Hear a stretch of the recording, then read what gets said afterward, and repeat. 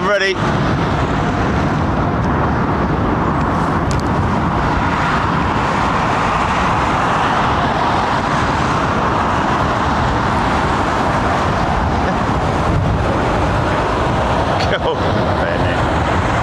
Oh, the life and times of a live streaming company.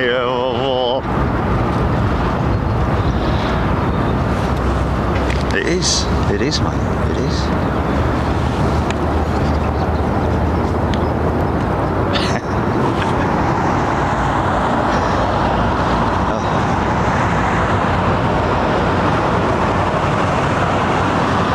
Did you?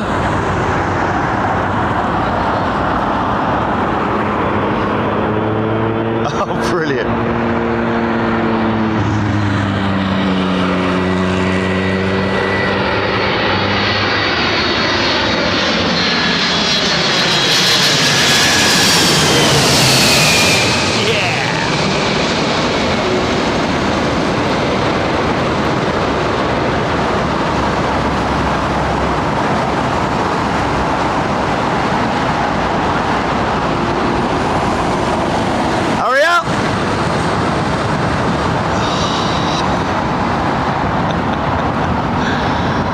Okay, here we go then. It's a bit of a gamble. It's a gamble.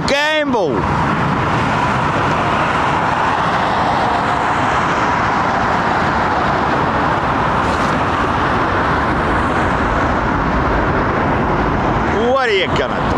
Hey.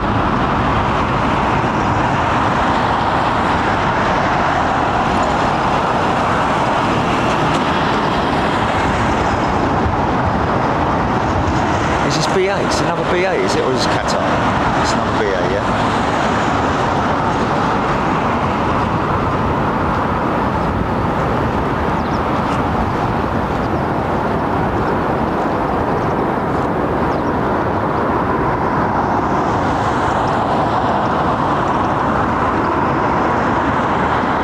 Well, they should know by now that if they didn't get one, then obviously we still have an issue.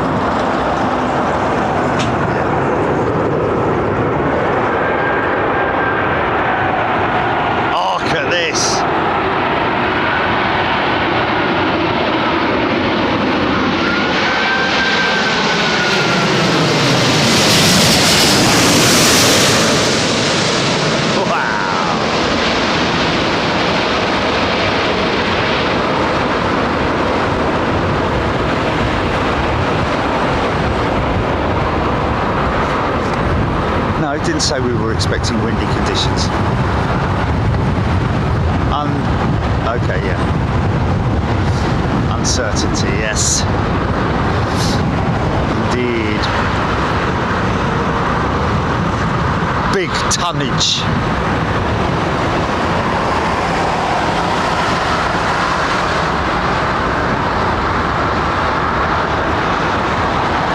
Awesome. Hope you're doing well.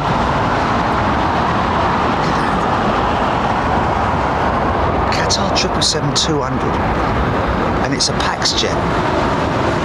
It's interesting.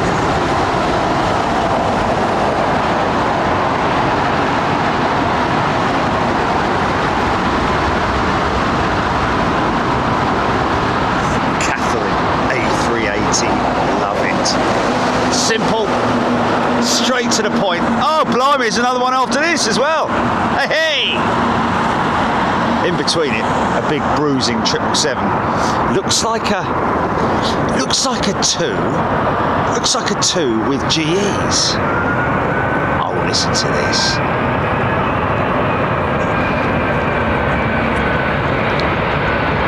Look at these big undercarriage folks.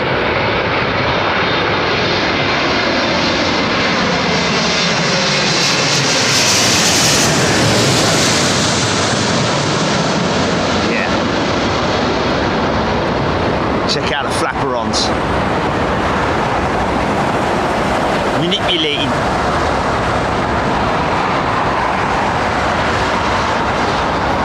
Oh, nice turn, man. Nice turn. Nice turn, man. It's an early bank, isn't it, for that triple? Man, oh man, that's low and all. think that might go over your house, Jelly, making a proper racket.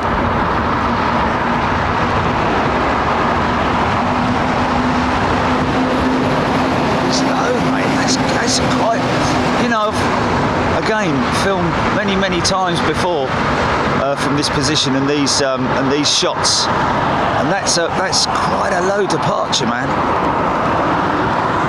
Here we go. This is.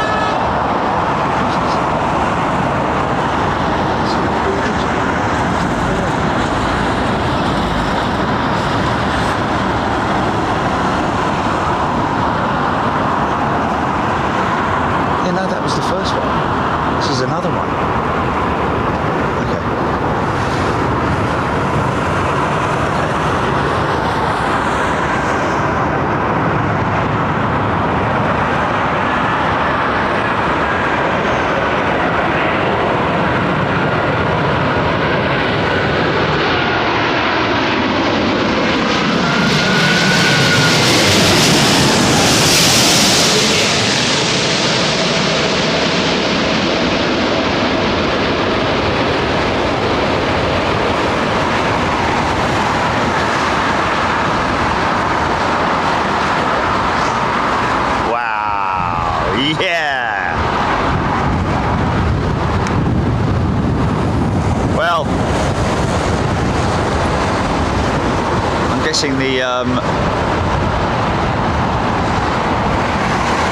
The socials are still pretty hot on that 747 undercarriage detachment issue that they had. Very lucky, I have to say, judging by what I've seen and heard regarding that Cargolux 747. I'm still pretty adamant that the undercarriage itself failed at the point where it literally joins the cart, the undercart. You know, the vertical section joins the horizontal section, so to speak. I'm pretty sure that's what. Well, BA busy today, 380 going out on the northern. I'm pretty sure that's possibly what happened in terms of where it failed. Clear-ish skies, GP, so we can get any. But yeah, very lucky indeed to get away with it. Now that's interesting. I think that might be an engine run that they're carrying out there. I think. Oh no, they wouldn't do it out on the airfield, obviously. No, sorry, silly thing to say. I'm just kidding. You know, you do live in Open.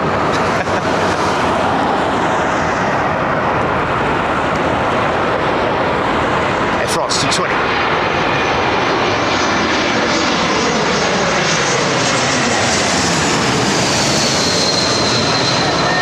In terms of the app, folks, again, kind of getting bored with talking about it, to be honest with you, but the iOS side of it is working absolutely 100%. The Android side, again, we've had issues with it again, and you know what we've done? We've just basically told our developers, here's all the information, here's all the stuff that we're getting from Google, you deal with it, we've had enough of it. You got to deal with it, because we're fed up with it, you know. And then fair play to them, they have intervened from time to time and tried to do stuff for us, but Google at the end of the day, and the crazy thing is that it's not actually an automated system. It's actually human beings that are reviewing this stuff.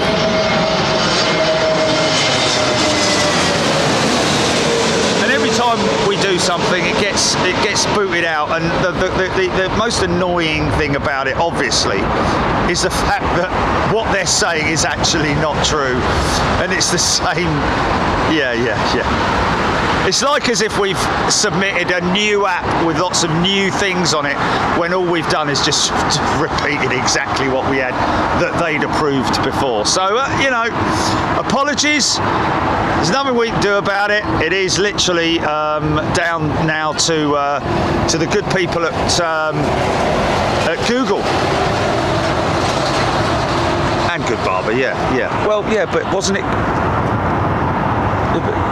then we rejected it? Oh, whatever. Yeah, I'll just shut my mouth about it. Yeah, it's hard to talk about it later. Yeah, very interesting. Now, I don't know whether that 747 is going to be a write-off, because obviously the undercarriage itself was like a stone in a cement mixer for a very short period of time, is the best way to describe it. Underneath the wing, flapping around underneath the wing before it dislodged itself and flew up in the air. Again, wow, so that wasn't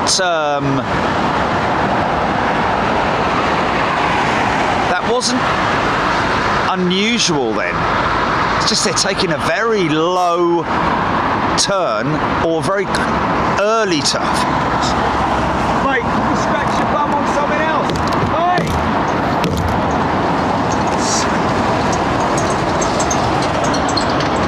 Scratching his bum on it. It's wobbling around about. It's a lovely bit. Oh, hello, look at this. It's nice.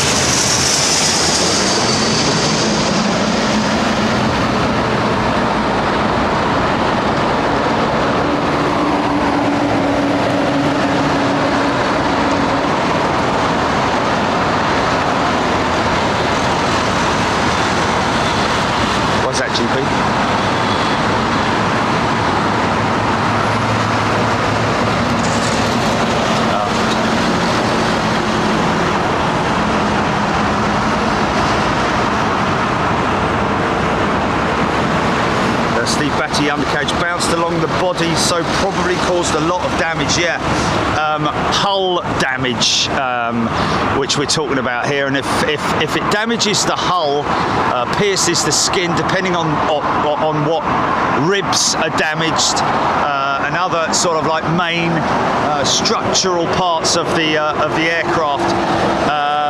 Whether it's going to be able to be repaired, we don't know. I mean, there was that 777 with BA, wasn't there, that had the fire, and they replaced the whole side. I mean, it can be done, because that's how they repair. That's how they convert freighters, isn't it? You know, chopping ribs out, cutting segments of the aircraft out.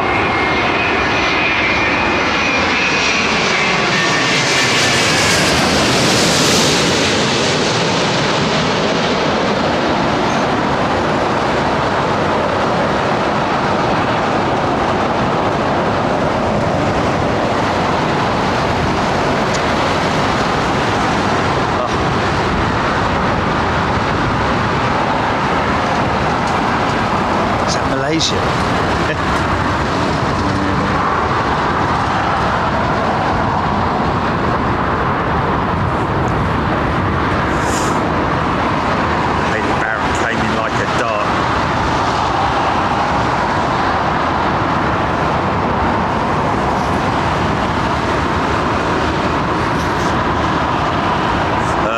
Jax Van Halen, great name.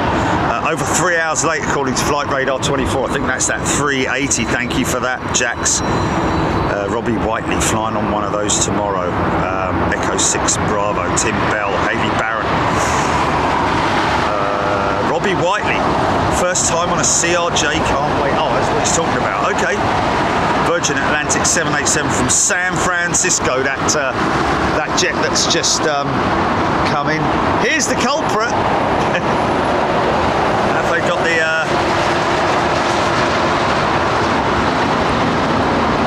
Neil Beattie, big hole in the fairing around the undercarriage and another one punched into the actual hull. Holding the fairings is an easy repair, I have to say. It's just impact damage, isn't it? Potential impact damage that something so big, massive, great big tyres on it as well. It's just going to bounce and bounce, isn't it?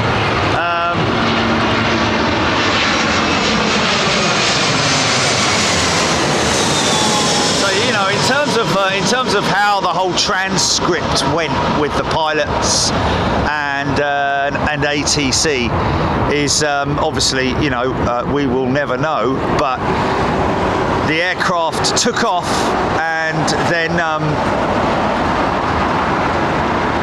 the pilot, I wouldn't say declared an emergency, it was just the pilot declared that the aircraft's undercarriage would not retract, and as a result he said he was coming back round and coming in, went and dumped some fuel.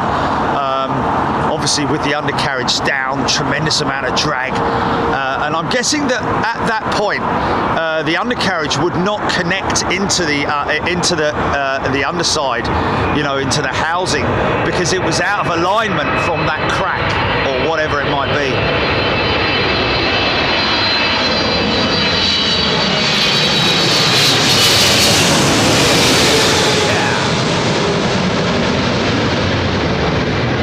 Bit of drift, a little bit of drift.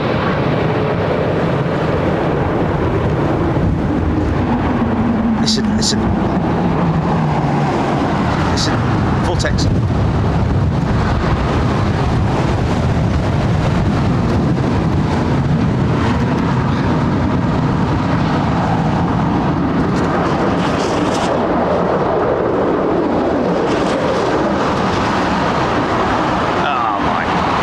Flipping heck, did that pick that up? Folks, tell me, did you pick that up, that sound?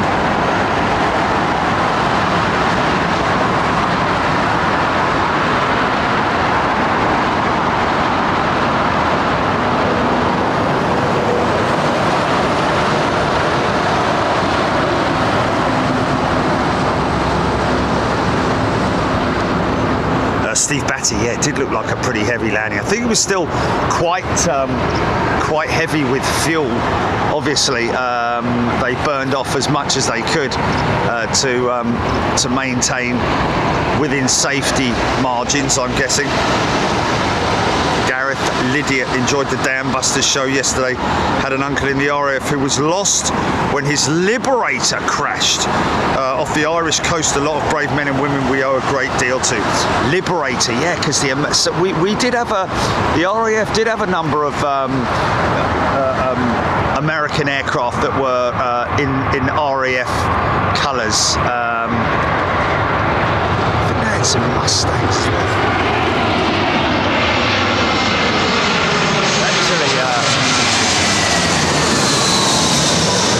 Talking about Leonard Cheshire.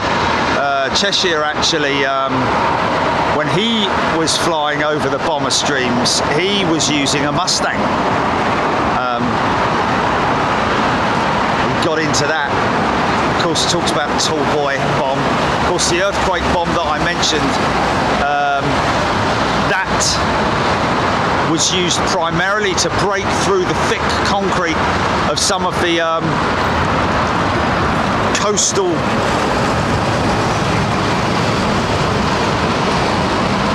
huge, great big, massive dome-shaped concrete domes on the French coast, and they're still there. Knocked out by the earthquake bombs, which literally penetrated them, and then obviously went down quite a way and blew the living daylights out of whatever was inside and dislodged these like thousands of tons of they also used them for viaducts and stuff like that.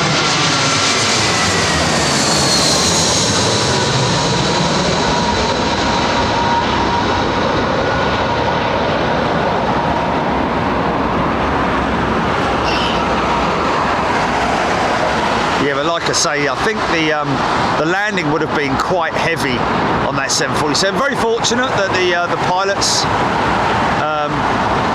managed managed to obviously bring that thing in very skillful again. I mean, he could literally, all they could do was just hang on to it and hope that well, they had no idea of what the problem was. I think they're just extremely lucky that the undercarriage didn't sort of like rattle around under there a lot more and make and create more damage to other undercarriage. But it landed safely, as if you could call it safe, but it landed safely. Kept it on the runway for quite some time, shut the runway down. 220, Mini 350.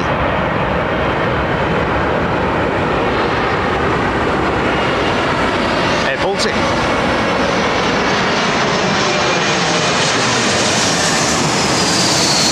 Nice colours. I don't know why I like those colours so much. Pastel-y, aren't they, in a way?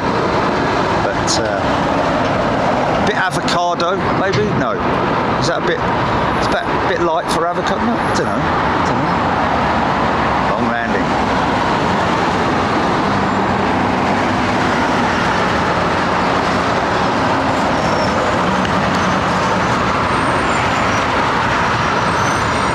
Just in Air Canada Max being. I think he's coming from remote, possibly going to gate. See, I mean, you know, always going to remote, sorry. See, just to do that costs them probably $1,000, if not more, to tow the aircraft from its gates to the stand.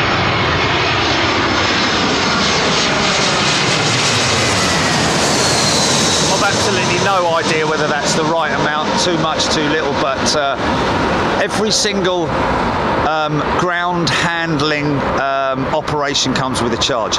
Cleaning of a windscreen, you know, checking of tyres, all those kinds of things are all charged to the airline. So maybe he is going to gate, I don't know. Zombie top, avocado bathroom suite. He's right, you know. He's right.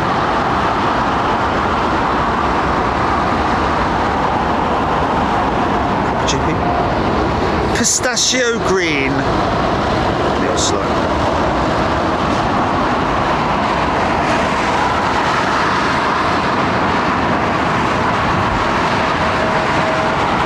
Bruce McDonald, that is indeed an Air Canada 737 MAX.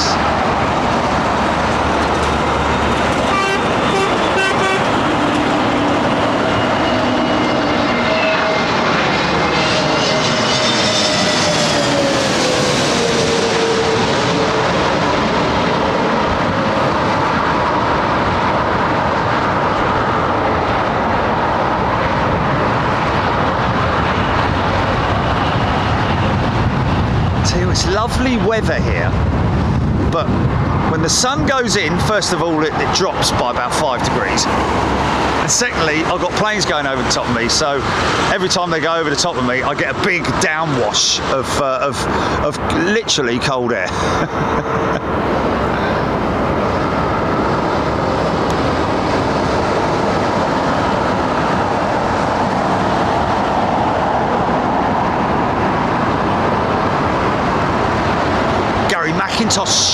Tuning in from Malaysia. Good day to you. Hope everybody's doing well today, wherever you are. Malaysia, that will work well for the Japanese tour, won't it?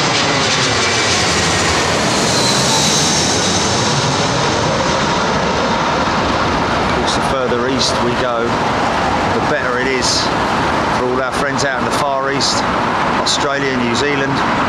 There we go, Malaysia. China.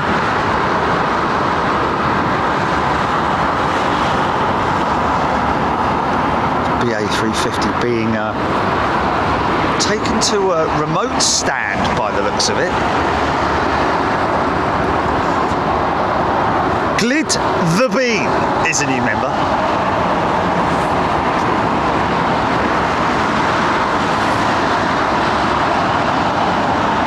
TCC sushi burger. Oh, don't know about a sushi burger. I'll just have sushi as it comes. I'll have any sushi. I do like sushi. Crispy stuff, fleshy stuff, flibbly stuff. It's crazy. Yeah. Oh, love it.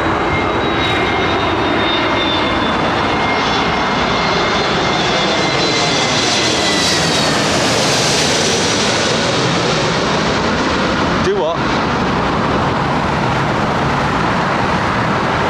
Oh yeah. Oh yeah, but that's basic sushi, isn't it? Oh no, that's nice. That's nice.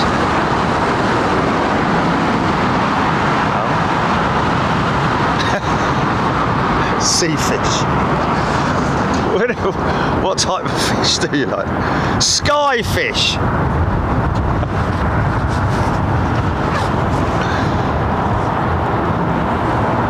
This looks like a 767. Just about to see the... Ooh, yeah, on toast. With toast.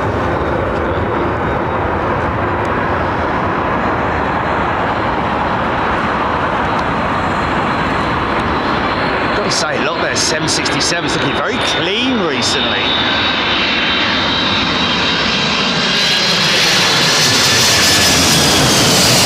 Another one. Another great example of a clean jet with United.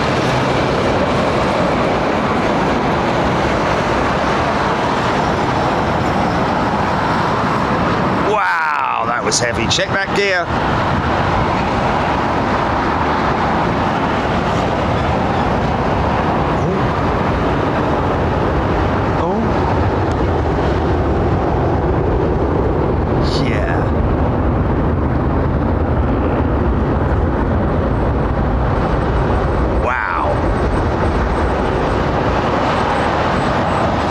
Thinking of big vibrations.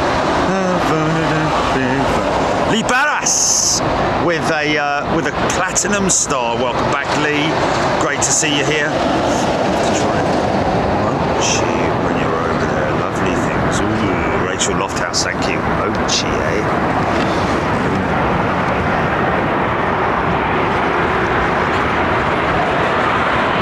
American Airlines, 777. 200 Trents.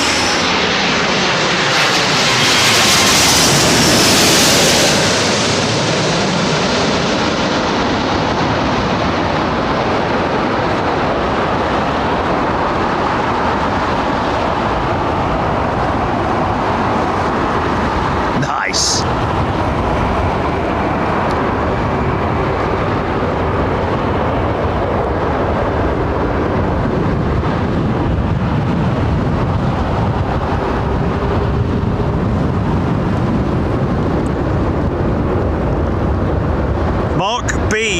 Big downwash, I hear it. Did you hear that noise, folks? That was crazy, that vortex.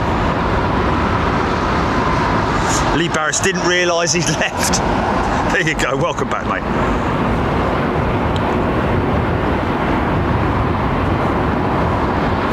Give and go dive. It's same to see Asiana report another hefty loss. I fear we may see them disappear after their buyout by Korean Air. I just hope delivery doesn't disappear, as it's still a personal favourite. Well, you generally find that when it could go one of two ways, couldn't it? Asiana will remain Asiana, the name, but just under a different management. It's perfectly feasible. Or Korean will completely take all the routes and just use their aircraft and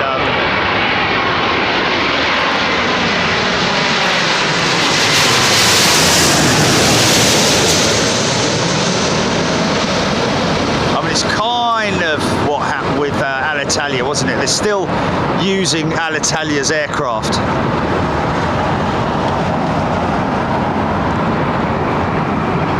Because obviously that's a deal that they struck with the lease companies.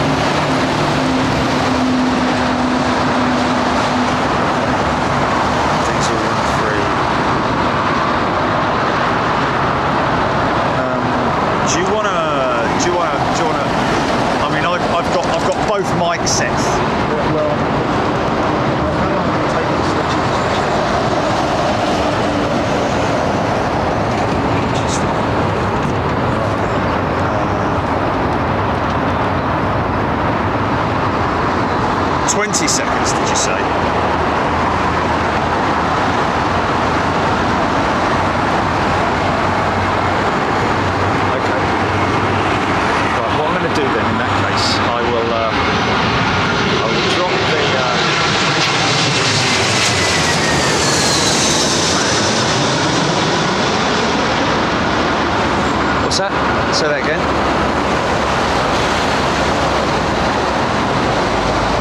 Yeah, no, but what I'm saying is that just try it. Just try it.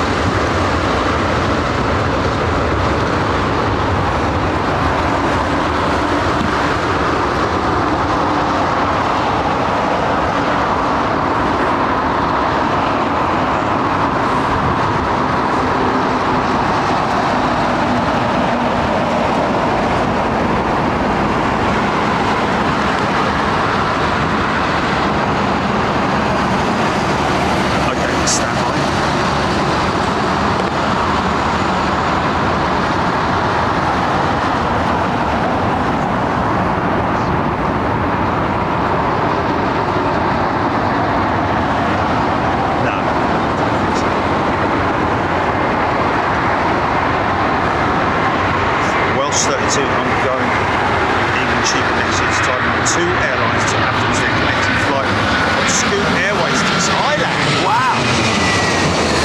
That's one way to do it, isn't it?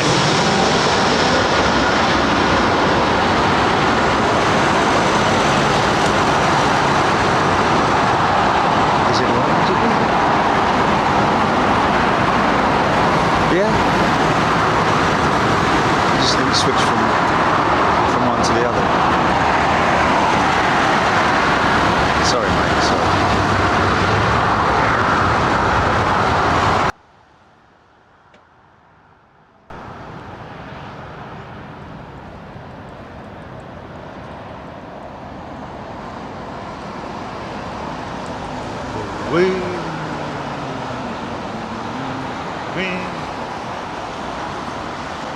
EK1 380, 35 minutes out, Kevin Beasley plus Singapore Slinger on the move, and there she is. Spoke to a lovely fella down here who's managed to hook up with me for the 3rd time of trying from Bournemouth,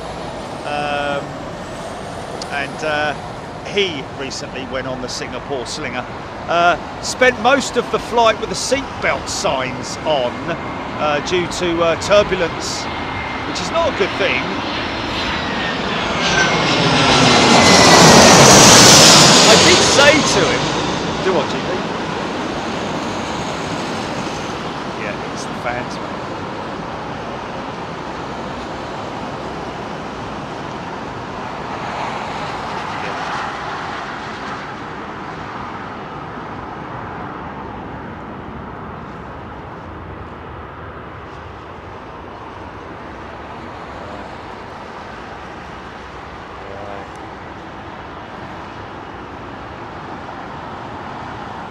Yeah, and I was quite interested because I said to him, I said, did you see anyone, did you get up and go to the loo? He's like, no. I'm like, did anyone get up and go to the loo? He's like, no. I'm like, yeah, but I've been on flights where the seatbelt signs have been on and people are just like, you know, obviously, mate, I can't sit here. I need to go to the toilet. I've got to go to the toilet. And they just get up and go to the toilet. Now, on some airlines, they might get a little bit snotty and say, oi, oi, sit down, you know. But most of the time, they're pretty relaxed. I mean, obviously, the biggest issue that these guys come up against, I'm talking about the cabin crew, because, you know, although the aircraft is in the hands of the flight crew, the safety of the passengers is in the hands of the cabin crew. Now, obviously, if a situation was to occur where somebody got up out of their seat whilst the seatbelt signs were on, went to the toilet, was sitting on the toilet or whatever, is moving around the cabin without a seatbelt on, and there were to be a sudden massive drop in the aircraft's altitude as a result of turbulence, that person could quite easily either break their skull, break their neck, break an arm, do whatever, and then the reports would be there, wouldn't they? I mean, at the end of the day, you know, the cabin crew, a lot of the time, when it's a night flight, they will hang out around the back of the aircraft and be available to anybody who calls them. you know, but generally they will be at the back of the aircraft, sort of like just either resting or whatever it might be. A little bit different on a day flight, but all I'm saying is that, you know, it's obviously the responsibility of the cabin crew, but if you're being told it's your, you know, this is Etihad, isn't it?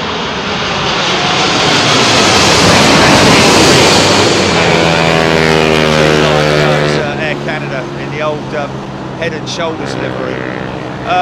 Yeah, I mean, look, at the end of the day, wheezy bosh. At the end of the day, I know it gets dark, as my old mate Richard says, but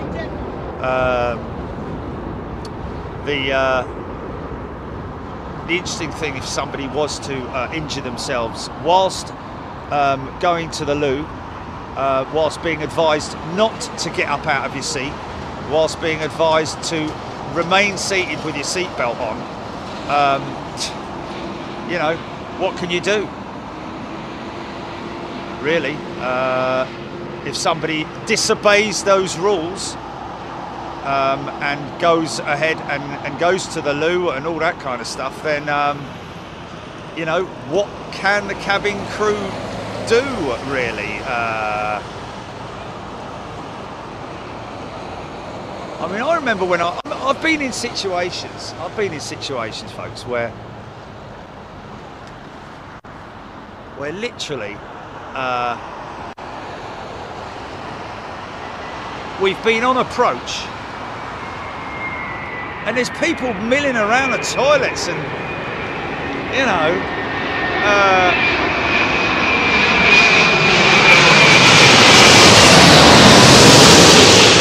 on my last trip to the US, some fella went in the loo. He was in there for about 40 minutes. I'm like, what the hell's he doing? You know, and people queuing up and all that sort of thing, by which time we're really on the descent now. We're sort of like, you know, almost turning on to finals, and there's people still walking around our cabin. And it's like, wow. That was on United, and the cabin crew were like, you know, whatever. Which is just like, you know, blimey. But yeah, he eventually came. She actually had to knock on the door to say, we're landing now. He came moseying out just like as if nothing had happened. God knows what he was doing in there for 40 minutes. He wasn't the most well presented of individuals, I have to say. But anyway, yeah, quite interesting really. So I can dismantle this other system then, GP, yeah, the other mics and all that. Very interesting, that, isn't it? After all of that, I was thinking that it could potentially be that, and there it is.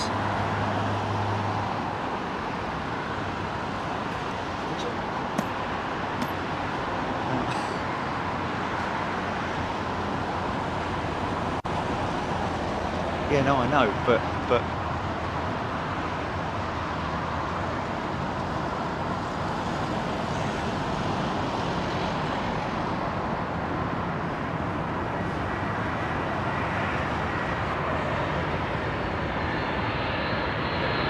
oh, look at this, 767 Uzbekistan, no winglets.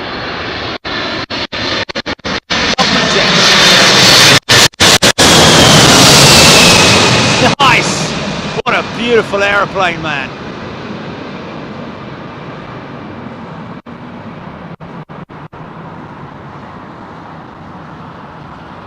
Oh, that's a great comment, man. All seats should have an inbuilt toilet function. Okay, you got to think about, have a think about that for a moment. Just have a think about that for a moment. Yeah. Excuse me. Would you like something to eat? Sorry, mate. I'm having a poo here. Do you mind? Oh, sorry. I didn't see it. Right. Okay. Sorry about the smell. Sorry, everybody in the cabin.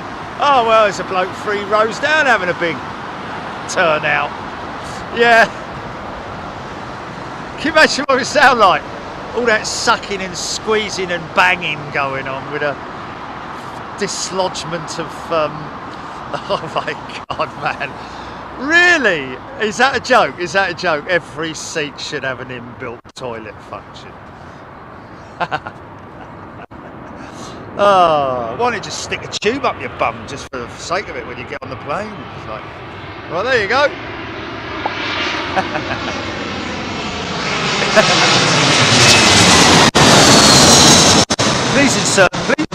Please ensure that your seats are in the upright position. Tray tables are folded up, but window blinds are up, and your tube is dislodged. Yeah. Excuse me, sir. Would you mind putting your seat up? Oh, and your tube appears to be a bit loose there. Oh, give us an hand, would you?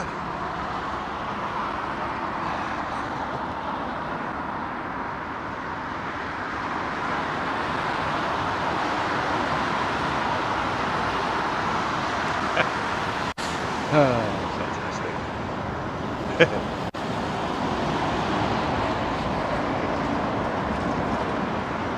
I've got to say, I don't know which flight it was. Was it BA? I think it might have been BA on one of the flights with BA, where I'm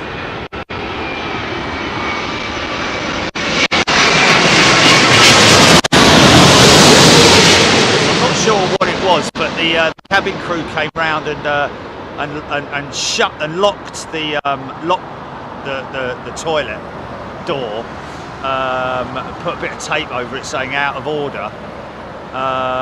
Someone had obviously either been ill in there or whatever it was, but I got to say, man, I think it might have actually been United, you know, on the way out. But anyway, they later came there with a ton of towels and stuff like that, and cleaned it all out and got it open again. Might have been BA actually. I don't know. It might have actually been BA, but but all hands to the pump. Forgive the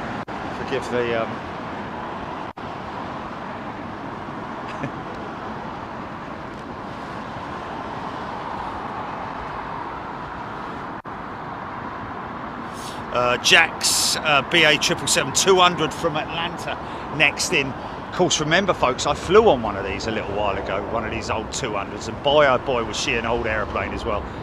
But listen, once if you just sort of like don't fully understand about aircraft, they're all the same really in terms of their comfort. These 26-year-old 777-200s with British Airways, they're a comfy ride, man.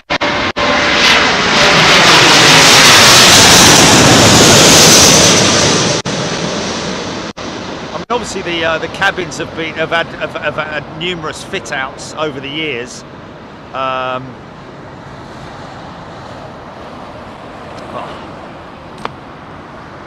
Seriously, mate? Smell it. Tyre rubber. Mind that.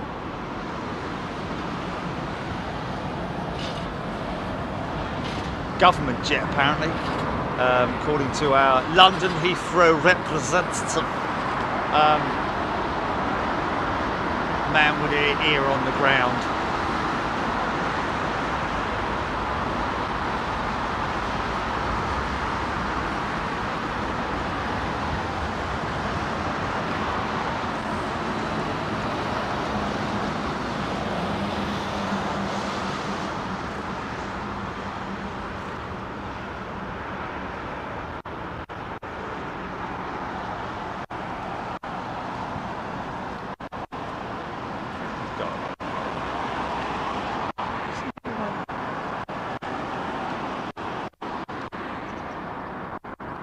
God, are you serious? Switch. Oh.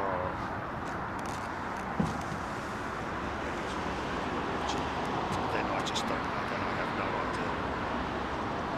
I've got no idea. No idea whatsoever. Do you want to switch it back? Do you want to switch it back?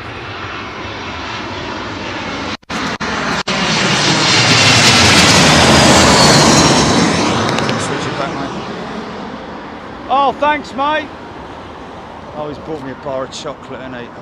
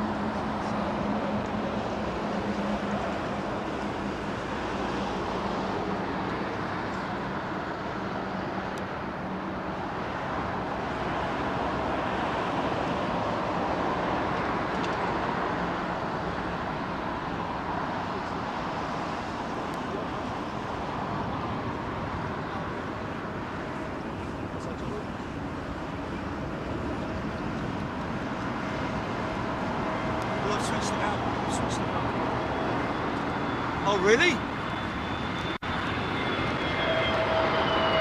Oh, okay. Now, when I say that, I can do one of the two because I've got both sets on now.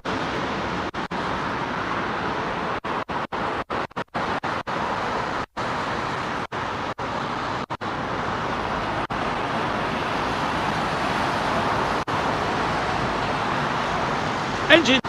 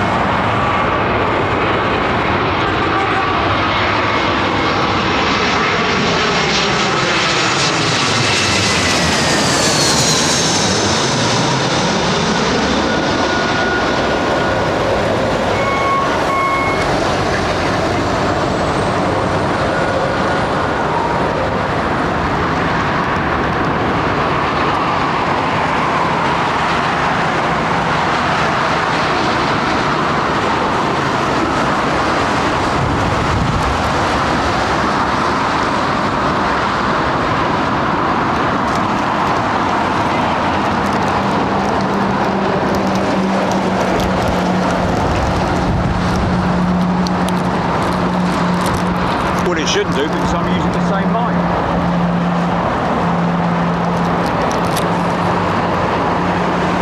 No.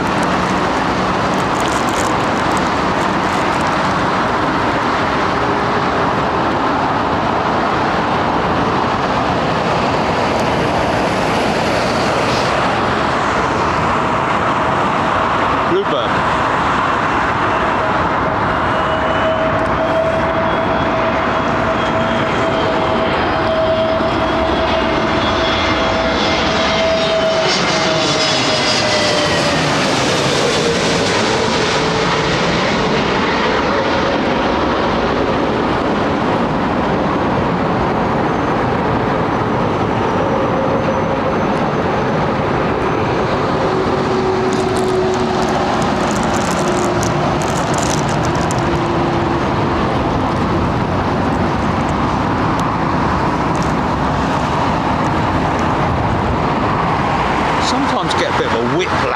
Those Neos as well.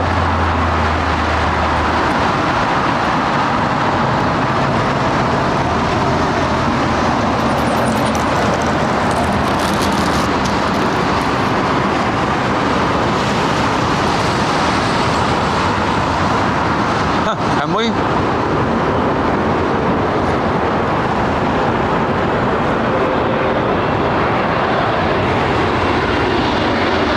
We know that works.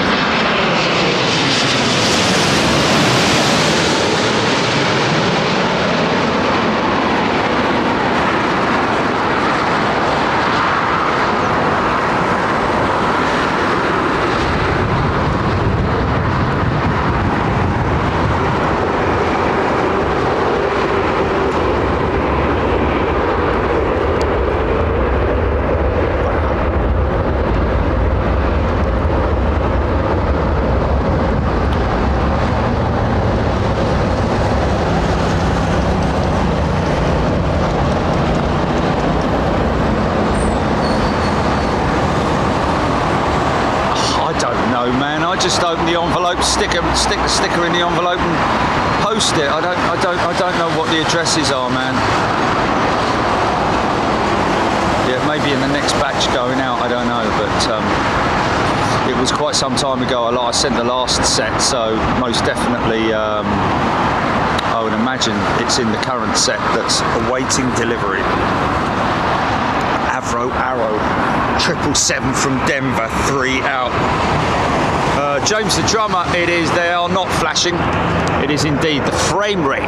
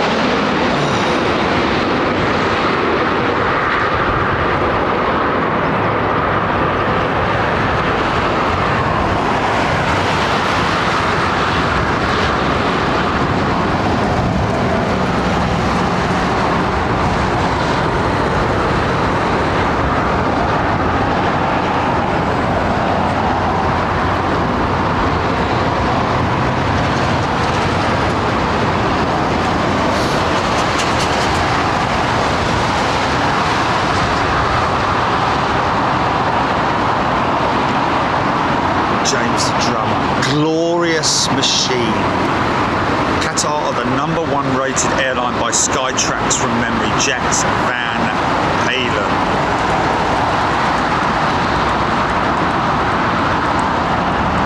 Ashton Pope, it is the frame rate on camera line.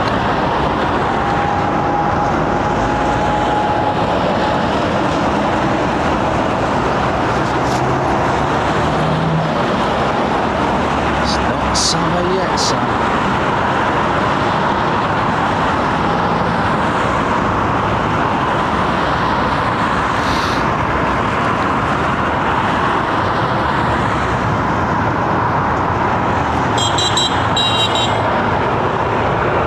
Could be right there where they switch the autopilot off, man. I mean, literally.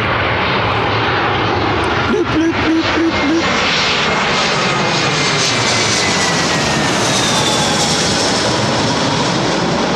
I've been on some short haul flights like that where, especially with BA, where you can clearly hear the autopilot disconnect notification sound that you get on the flight deck, bloop, bloop, bloop, bloop, bloop, kind of thing.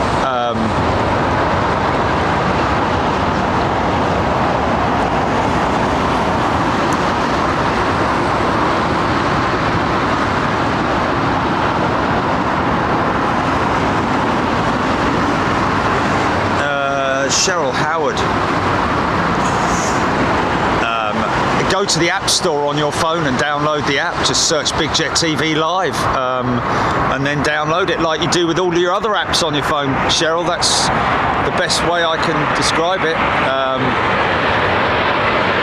Or help you.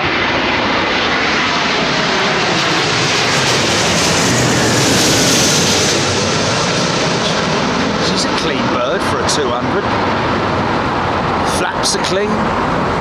Back end's clean.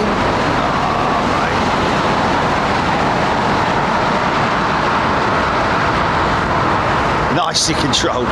Wanted it down on both legs. Big downwash. There it is. Tell ya. You can see little remnants of the downwash that we get. These little trees here, I don't know why they cut them back. I think it's probably something to do with the funeral procession, but I don't know, because those ones down there are fully blown, aren't they? I don't know whether it's, I really don't know. This looks like, I was going to say, it looks like a 767. Just about to see our wing links there. Nice angle of attack on approach. Fly it in, just let it naturally drop and descend towards the runway. Wait a minute. That's a 757, isn't it? It's a 75, isn't it? Iceland Air. Nice. Look at those big, long, spindly undercarriage. Big spool of soot coming out of those engines. RB211s, Rolls Royce.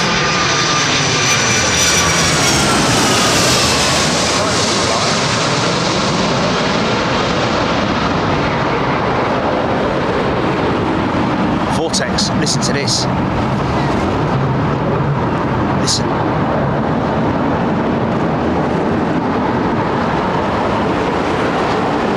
Here he comes.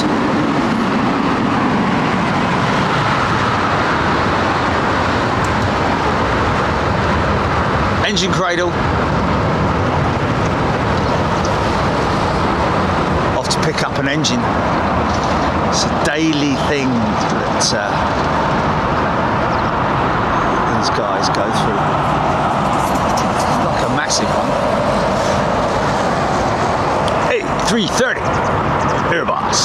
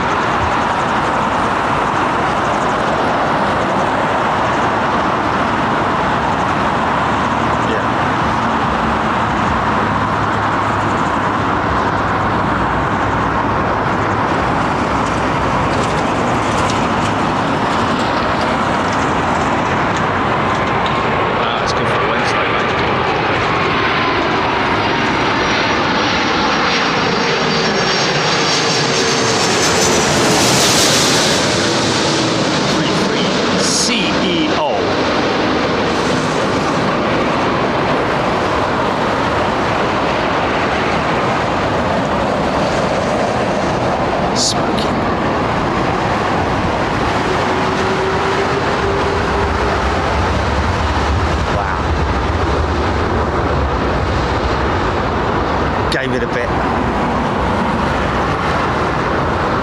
It's nice in there, jet's going to come all the way up here. Beverly George has upgraded to first class membership. Nice one, Beverly. We'll be seeing you in Japan, leaving tomorrow morning on Etihad Airways to Abu Dhabi and then on to Narita. Again, another big shout out to Russ, who has very kindly offered to drive me down to Haneda.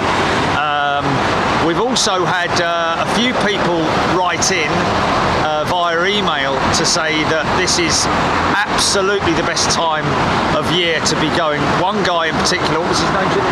He's been going there for 15 years or something. He said that the positions that we're going to are just absolutely fantastic. The viewing is great. Joe Bauman, thank you, Joe. Just great feedback from him. Another A220, another Air Baltic A220. Is this Eurowings?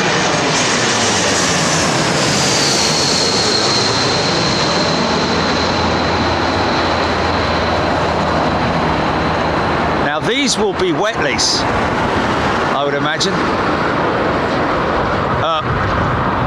Well, sort of like semi-wet lease. It'll be cabin crew. Oh, sorry, it'll probably be flight crew, because obviously at this point in time, Air Baltic, Eurowings don't operate the A220, so I'd imagine they'll be using their pilots, possibly their own cabin crew with Eurowings. Because familiarity with the layout of a cabin is, I wouldn't say it's easy to get used to or to adapt to compared to the A320, but kind of similar. So there shouldn't be really that much difficulty in terms of moving from one cabin to another. Just slightly different layout of the galley or whatever it might be.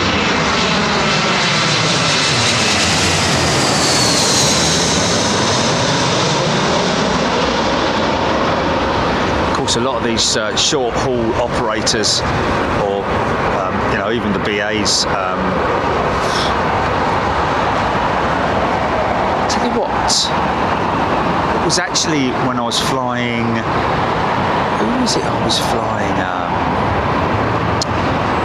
my Seattle Anchorage connection, Alaska. That was it. Yeah. Offered some great in-flight food. Not the sort of like on a tray with like you normally get with long haul, but it was in a box. It was like really, it was a bit of like a salad in a box, and it was lovely. Very nice indeed. Cost money, of course, but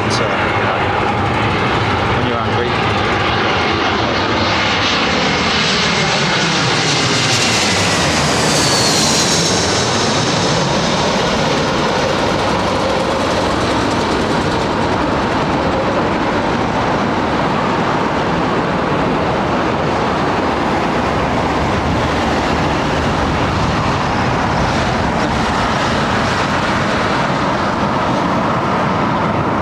Joey going out there.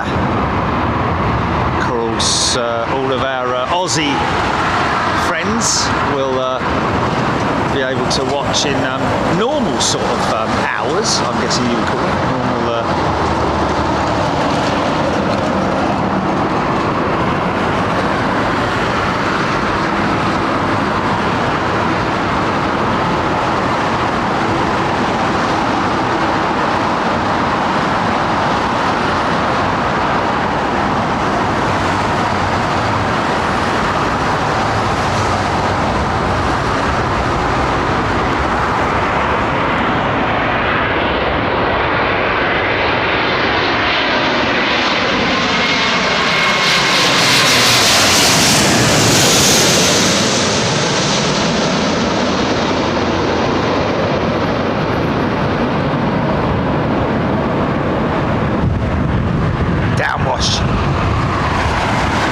manipulating the elevators. Look at him manipulating the elevators there, just to bring it down nice and soft. Then continue on and bring the front end down nice and softly as well.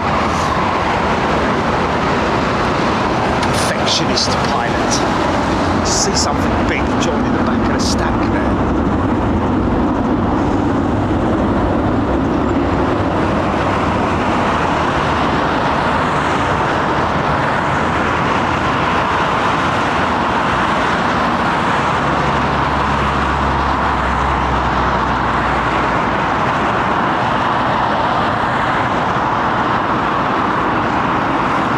Nice two engine.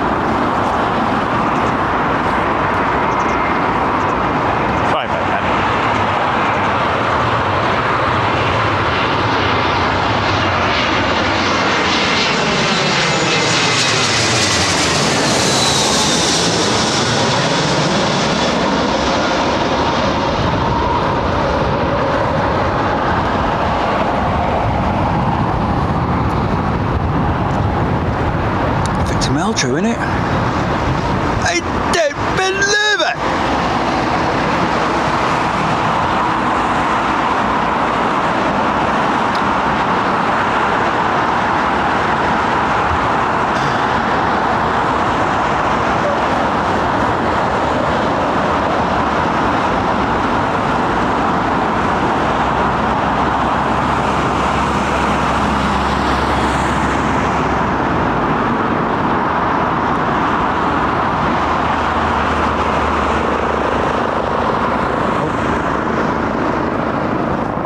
Pass. Stand by.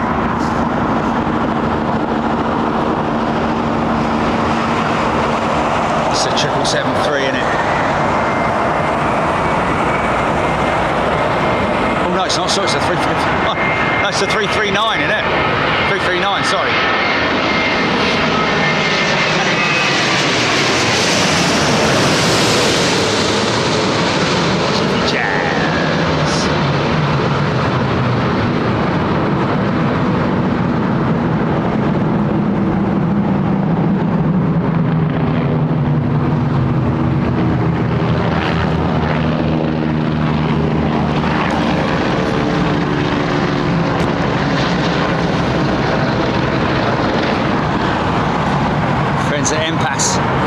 Always copying us in on their, well, not always, but often copying us in on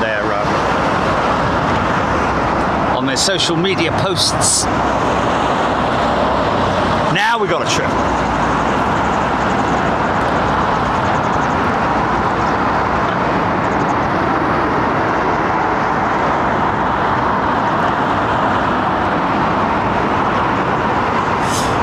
Might not see WestJet for a while. They are set to go on strike Friday morning and pilots may be locked out.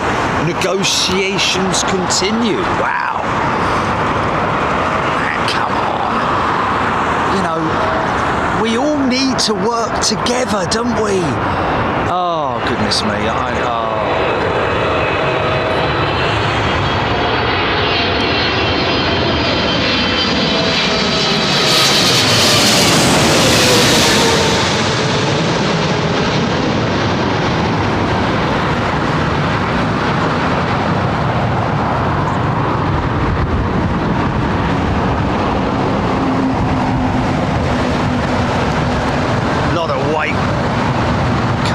Those wheels, so you can fully appreciate the amount of stress and strain that these undercarriage units go through.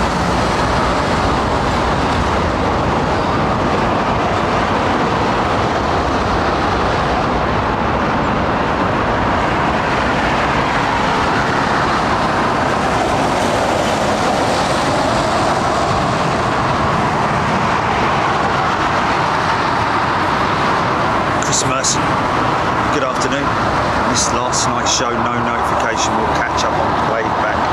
H. Yeah. We've said what we need to say about the notifications. Hey, even iOS, even iPhone, people on iPhone might not get it. You know, it is what it is. It's always, even when everything's working 100% as it should be, you still get people who don't get notifications. It's just nature of the business, basically. So please don't blame us.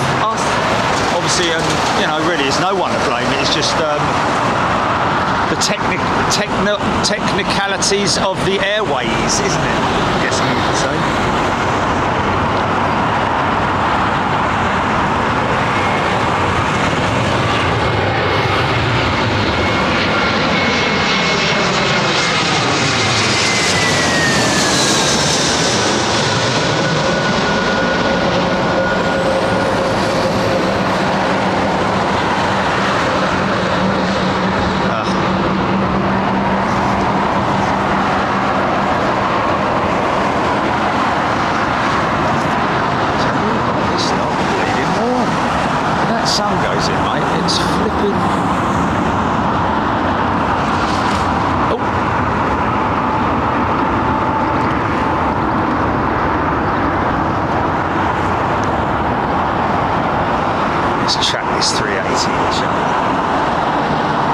Somebody lined up behind him, isn't there? It's got American triple, lots of separation. Thank you, Jordan, gifting a Big Jet TV membership, and Michael White as well, gifting Big Jet TV memberships. Thank you so much to everybody who does that. It's a wonderful thing to do. Very generous, kind-hearted thing to do. Thank you. We appreciate it.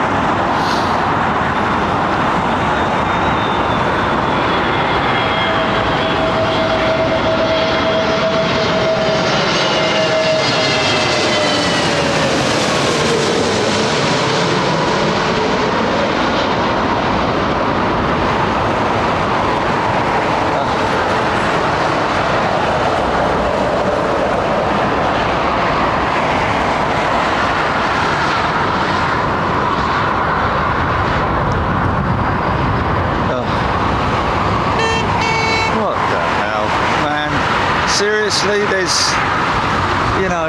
crossings that are made for pedestrians.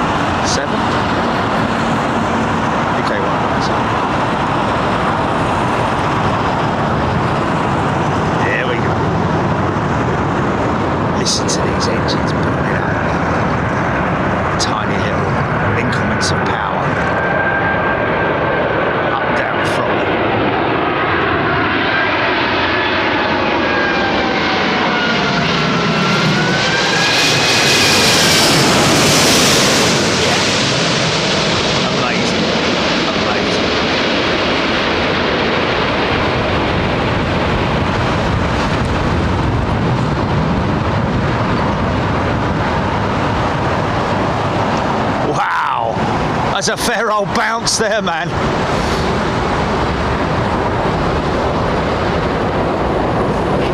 I'm standing on the reversers now. Awesome.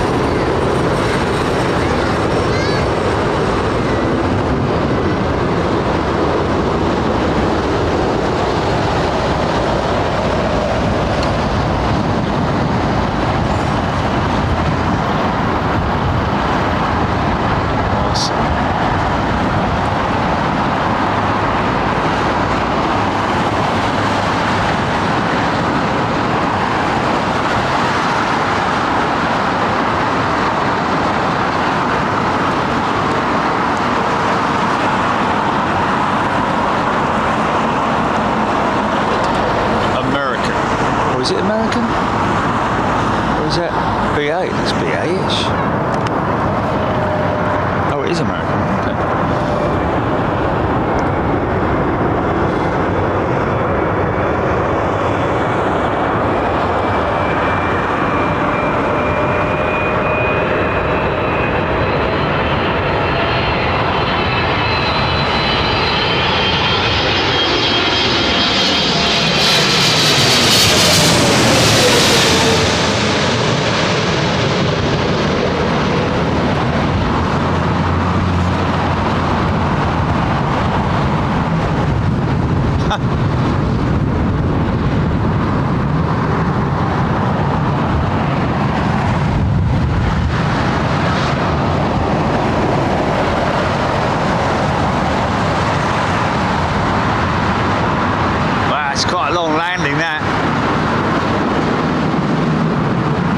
Thanks for the update, Dave.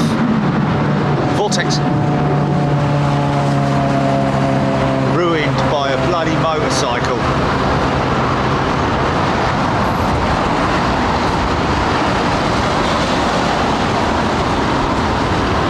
Android none.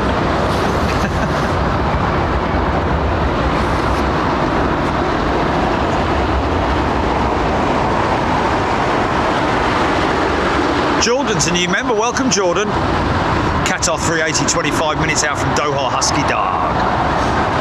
You what, Jilly? Sorry.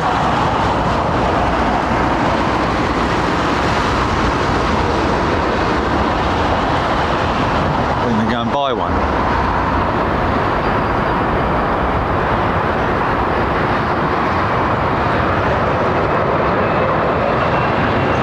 Adult version.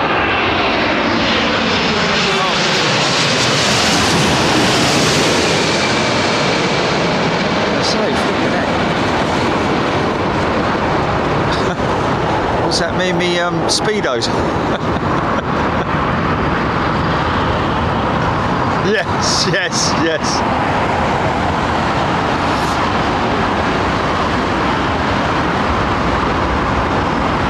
Yes, yes.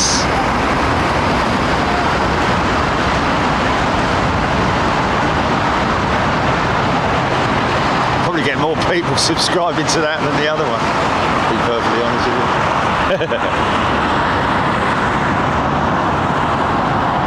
Yeah.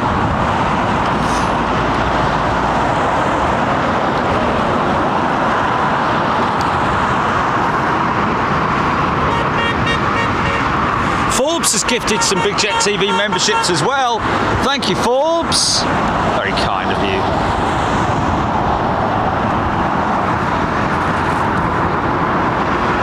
And Nick Gray has just gifted 20 memberships as well. Thank you, Nick. Welcome to all our new members. Good to see you here. Hope you're doing well.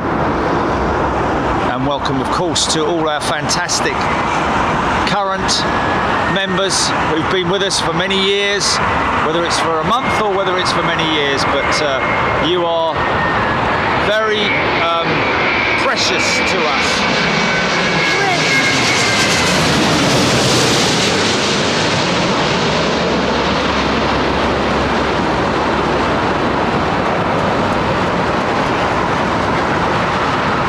Courses for courses.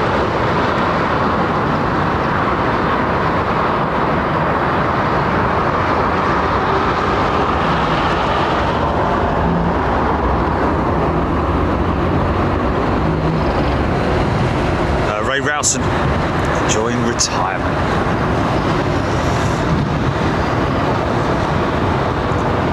James the drummer building up for Japan.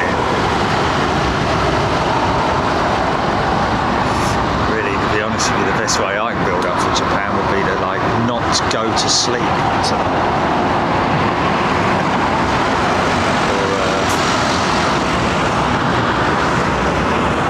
Actually no, get up at midnight, innit? Get up at midnight. Get up at midnight. No.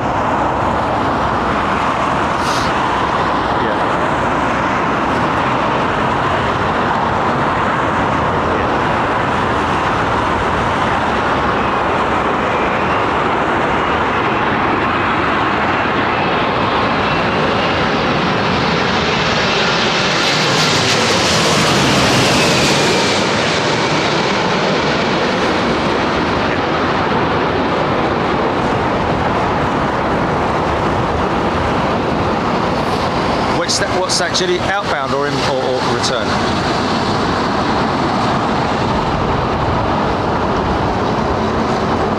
Okay, yeah.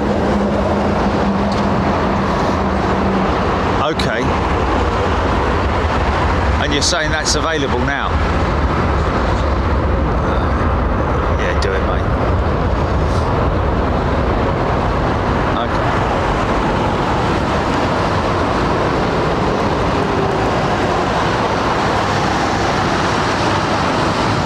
John Pierce, are the wheels spinning before the aircraft touches down? No, John. And that is part of the reason why you get such a lot of smoke, is because they go from 0 to around about 2,000 RPM. So you can imagine anything spinning at 2,000 RPM from zero. It's not even building up to it. So yeah, it's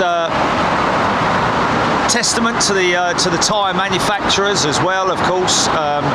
But yeah, that's generally what you're seeing is you don't tend to get flat spots per se, because you would imagine flat spots are generally created when a wheel is locked and dragged. That's when you get a flat spot. But these are it might be a little scuff or something like that, but generally it's and also bear in mind that they're 200 psi as well, these tyres on average, so they're very hard. It's a little bit like, you know, they're rock hard, literally. You don't want it, unless you've got steel toe caps, you don't want to kick these tyres, I can tell you. When you consider your average motor vehicle as somewhere in the region of 30 to 35 psi. Okay, my boots on this van run around about 50, but they're an exception. But 200 psi is rock hard, and it's nitrogen as well that these tyres are filled up with. Number of reasons for that is actually anti-corrosion elements. The fact that if you have air inside a tyre, you can get moisture in there, and so you can you get the carcass can sort of like semi-rot, or the hub assembly, the internal part of the wheel itself can sort of like suffer from moisture and all those kinds of things. But also they have slow release valves in these wheels.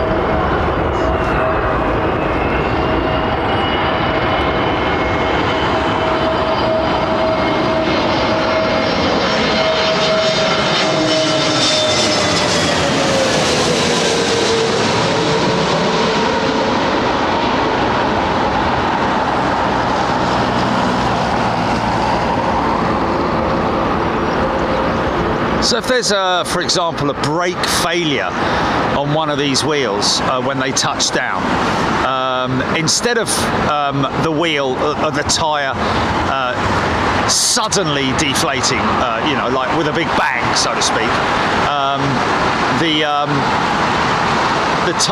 the valve system within the systems that are built within the tyres, wheels, they have a very slow release mechanism in there, so that they can release the nitrogen without causing any sort of like explosion. So every single element of safety is taken into consideration. John Pierce, thanks Joe, just thought that the air rushing over the wheels might cause them to rotate. Good point, that. You would expect that, wouldn't you? But then again, you've got air top and bottom. What's that, GP? Oh, okay.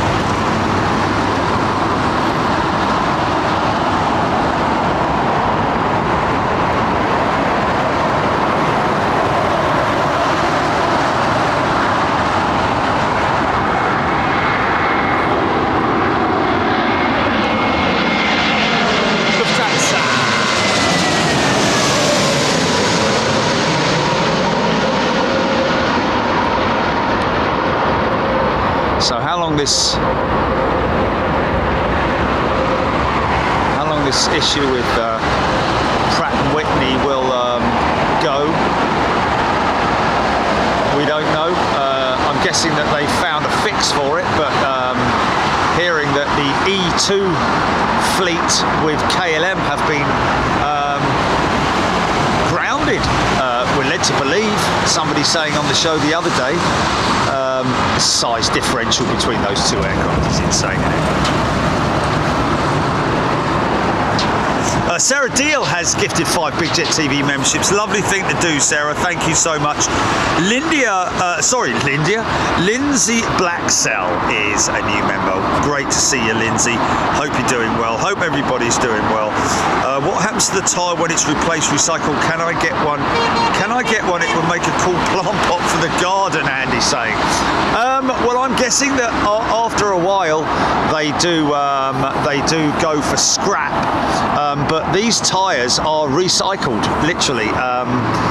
Dunlop, you very rarely get brand new tyres. They are retreaded, obviously massively inspected. A big chunk out of the sidewall, then obviously that's a write-off. I would just Google aircraft tyres for sale, and you would probably be able to find one. And yes, it would make a great spectacle in the middle of your garden for sure. Fill it full of nice juicy soil, and then plant some plants in it. Well, you're obviously going to plant plants, but put some plants in it. Ray Rowson, question, Jerry, what would be the reason for the main undercarriage to break off the Cargolux 747? Corrosion, question mark. Ray discussed it in a little bit of detail earlier on, and yeah, I mean, I think that it was potentially metal fatigue. Let's face it, these things, they go through a tremendous amount of heavy landings. They're not massively young, these jets as well, remember. It was a 747-400, so it may have had some age to it.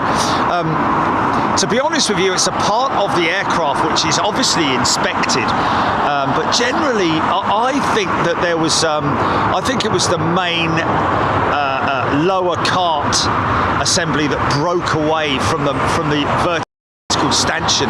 And what is interesting is that the stanchion itself is just an extension coming up from the horizontal section.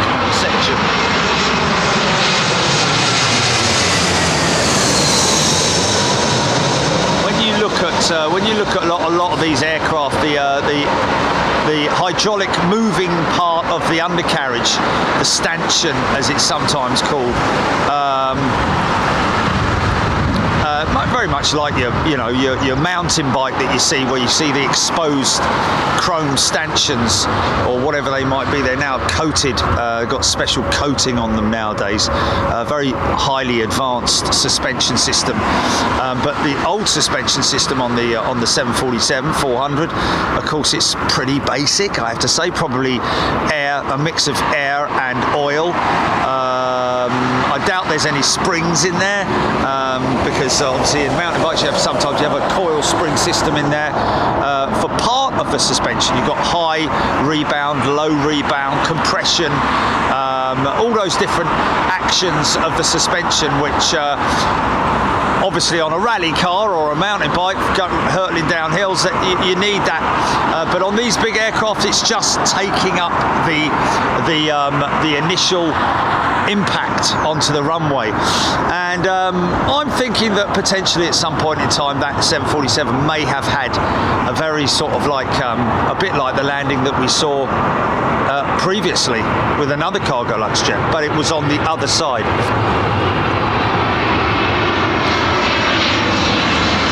So yeah, I think you're right. I don't think corrosion has done it. Because obviously, these things are maintained, they're checked, they're quality checked and all that kind of thing during all the checks that they go through. Visual inspection is one thing that comes to mind in terms of the pilot's walk around, which you always have, don't you? Generally for a big aeroplane like that, you'll have the pilot walking around doing an inspection. You have ground teams also doing inspections. But what is interesting is that oh, hello.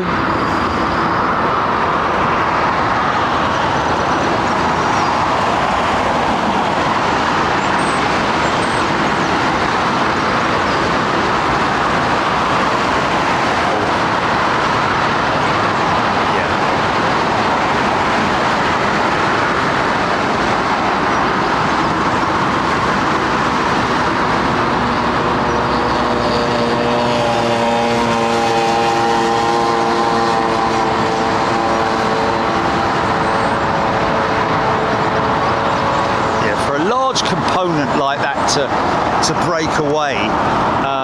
Also, the fact that the aircraft was departing when it climbed out and went for gear up, the systems, obviously the main bogie wheels, the central body gear system, got stuck. So I'm imagining it wouldn't retract. So as a result of that, they had to leave the gear down, circle, dump fuel, and then come back. But I'm imagining that system was already out of alignment before it went up into the undercarriage bay potentially.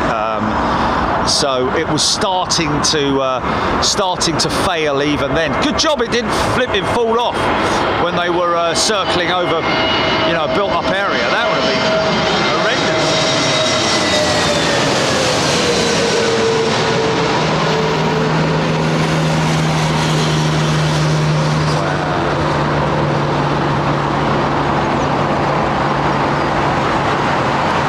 So my total flight time is longer than a flight from Heathrow to Perth then.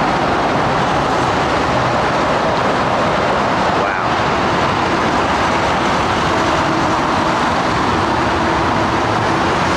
Oh well, it is what it is.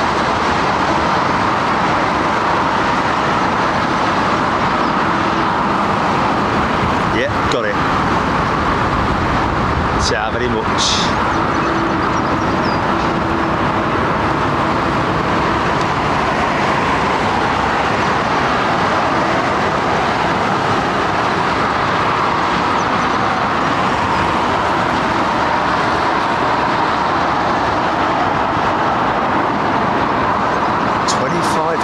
Aviation. All aircraft have a pilot ground inspection. Do you know what? It's interesting that, we discussed that the other day, didn't we? And I wasn't sure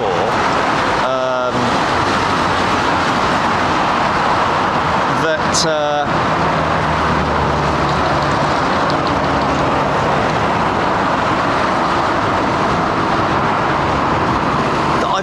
I've actually seen a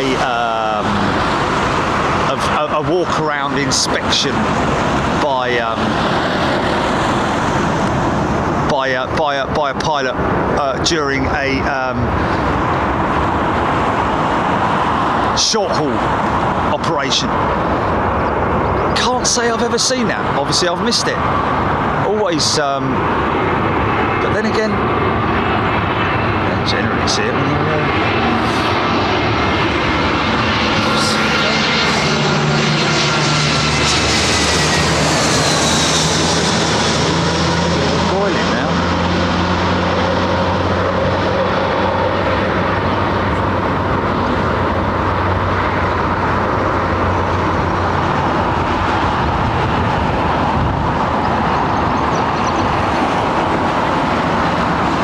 Yorkshire Flyer.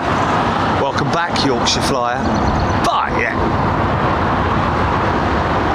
You're right there, lad.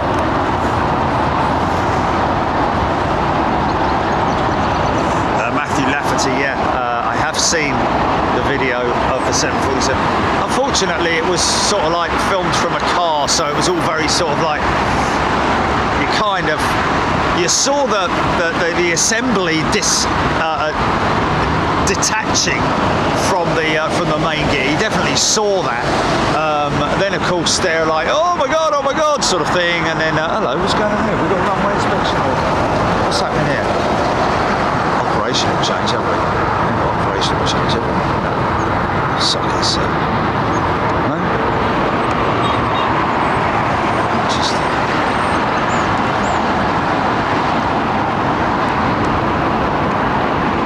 Yeah, very interesting. The whole. I mean, you can only speculate until you have to wait until there's an official report out on that undercarriage failure.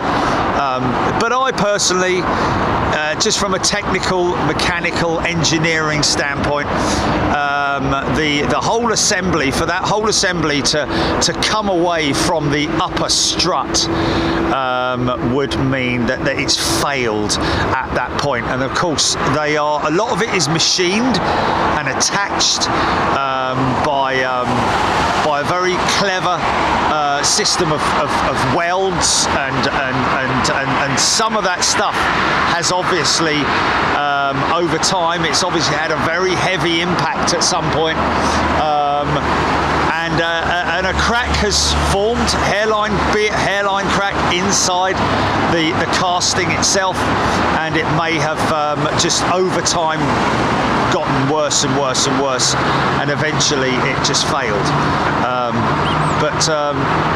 Yeah, all you can say about it.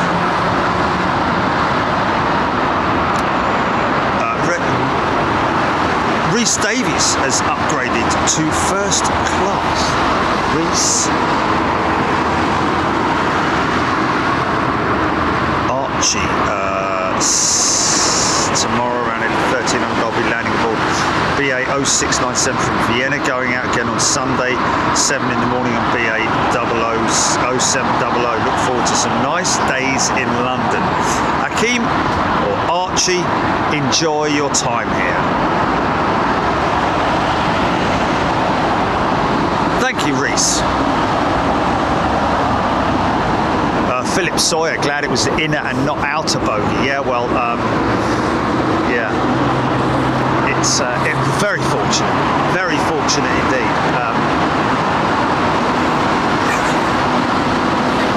I think there would have been more significant damage had it been an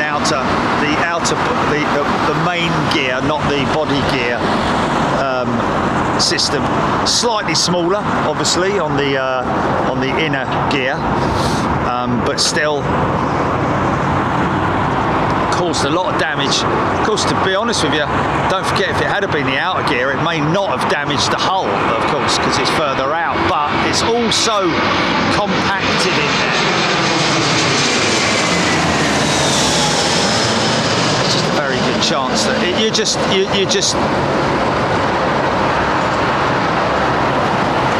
crossing your fingers with something like that. A big component like that dislodges and ends up wrapping itself up underneath the wings and all that kind of thing. There's a good chance that there's going to be damage, and some significant damage at that. I would imagine that I'd imagine it may be fixable. Put it that way. Very clever how these engineers can literally cut the side out of an aircraft and replace it with new rib work and skin. You wouldn't know about it. I think that 777, the 777 that had the fire, is still actually flying with them, isn't it? That one that had the fire on the left-hand side, wasn't it? Yeah, and they had to. Yeah, we did, yeah.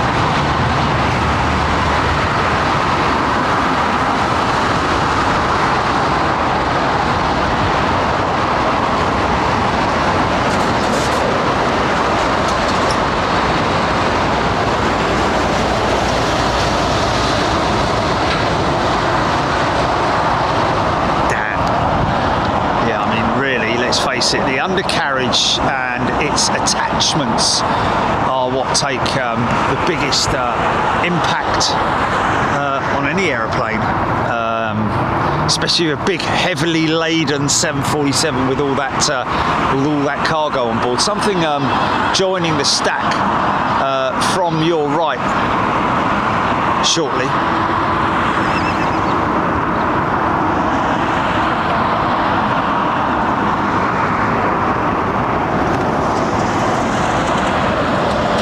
What's that?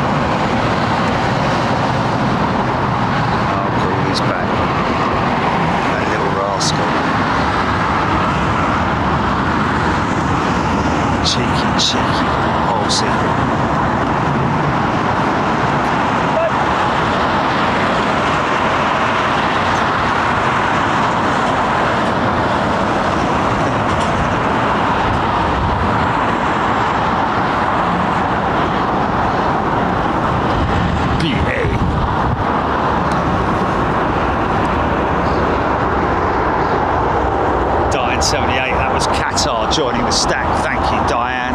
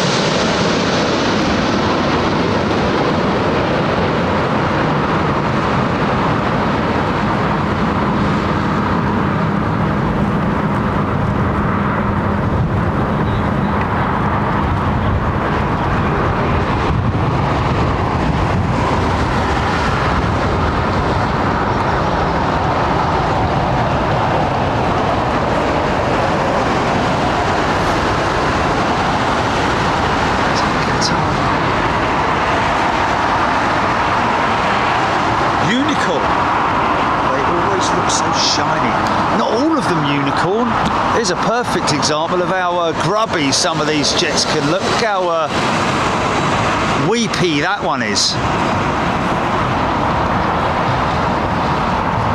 All the grubbiness of pollution and all kinds of things, mainly from the airport. Okay, that was Qatar's 380 joining the, I think, joining the back of the stack.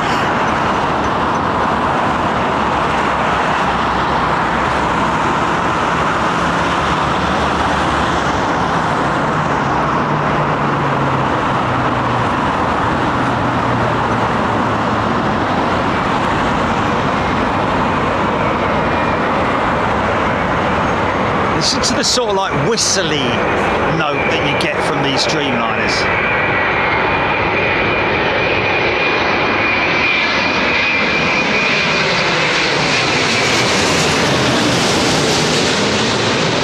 I believe a lot of that is down to the scalloped engine cowls at the back that we've discussed on numerous shows before, causing that airflow to sort of like make that noise.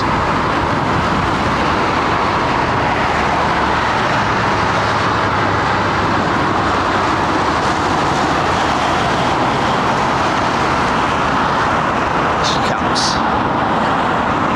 Qatar. 80-meter wingspan, folks. 80 meters. She is wider wingspan than she is length of body.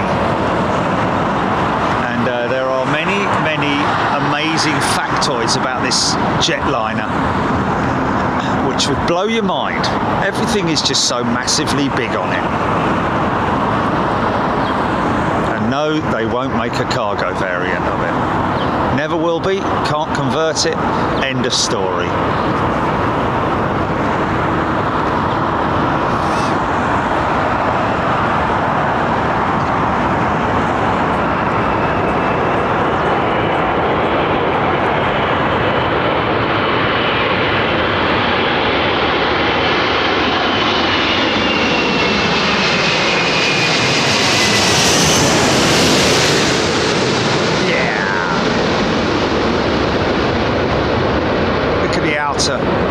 Ailerons, folks.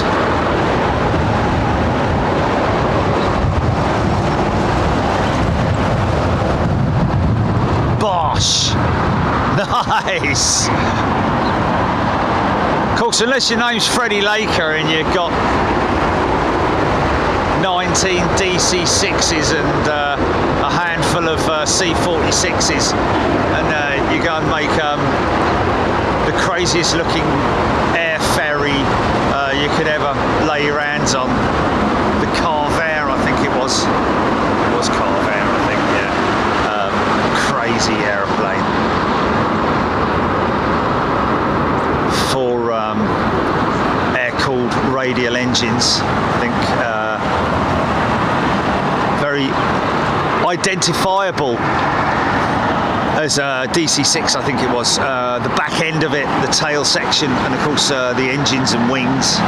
Front end was just hand bleeding, beaten alloy, just crazy looking thing, but very successful for a while. There was one in America, I'm led to believe, as well. Good old Freddie.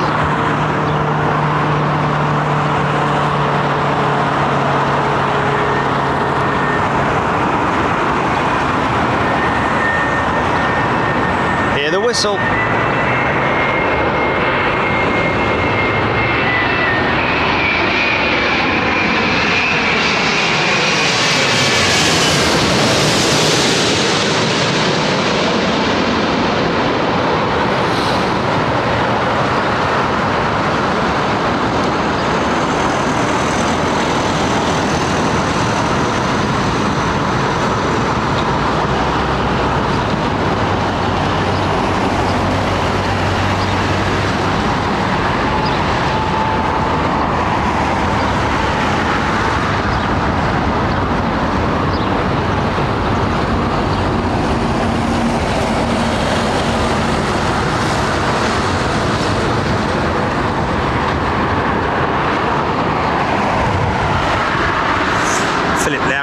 Seeing Freddie Laker Skytrain at Heraklion DC-10. Yes, sir, that would be right.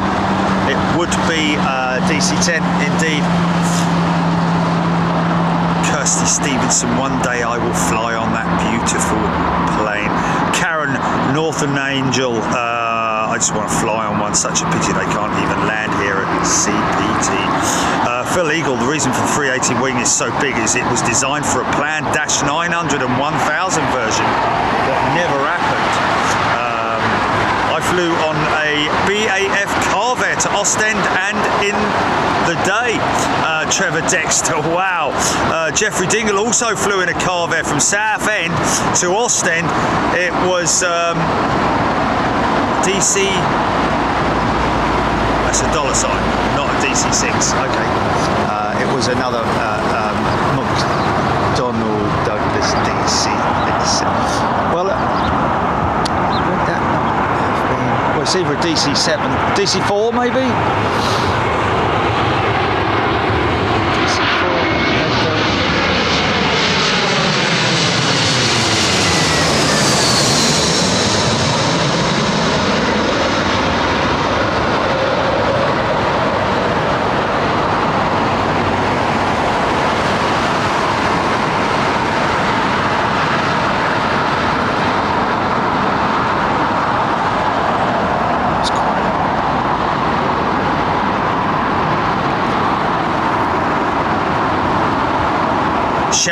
25,000 active sensors running at any one time during the flight of an A380.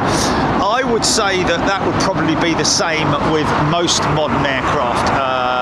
Certainly Airbus, you know, you have redundancy systems for redundancy systems.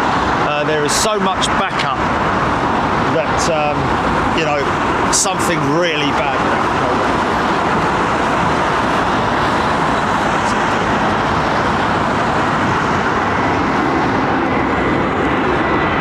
Say it again.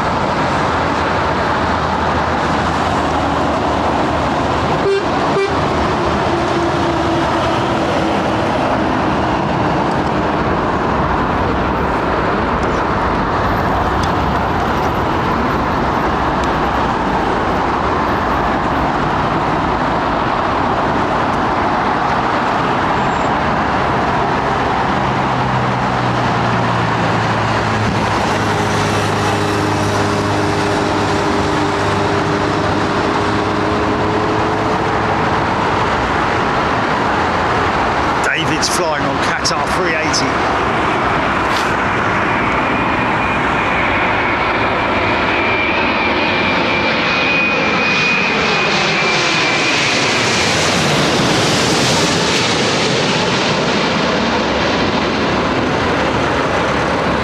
See how the Boeing wing, this 787, will just literally straighten right out as it lands. Watch this. Now there it is, just flops down into the neutral position. So much flex on that wing. Doros Petsas. Doros, good afternoon to you. I hope you are well. Thank you very much indeed for joining Big Jet TV as a brand spanking new member. Great to see you here, along with all our other new members as well, of course.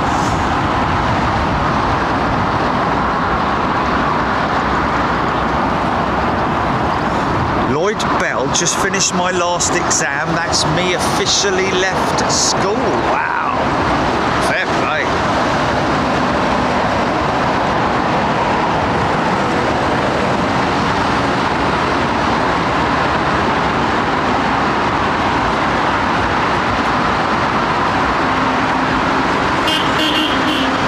It's because Laker went bust that I flew on an Air Manchester 111. Wow, J Mank saying Air Manchester. I wonder if that's who my my old mate Andrew flew for. I remember him telling me a story about him and his well, I guess you'd say first officer, co-pilot back then, but that was still about the time when they had flight engineers on the flight deck as well. Not on the 111, I don't think. I think that was, I think the 111 was a two-man crew. I think, anyway, I might be wrong. But yeah, some very funny stories about his time there.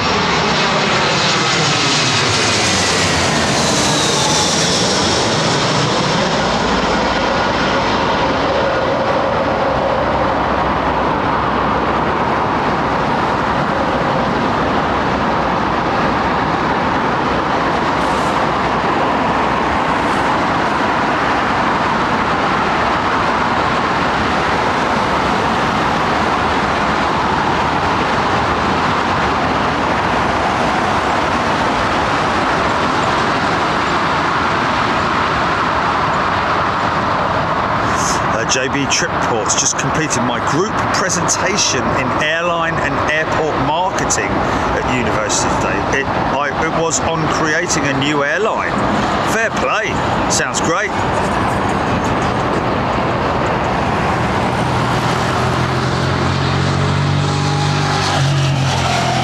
Argonauts, Jeffrey Dingle, Argonauts. were DC-4s built by Canadair and were pressurised. Right. I got that.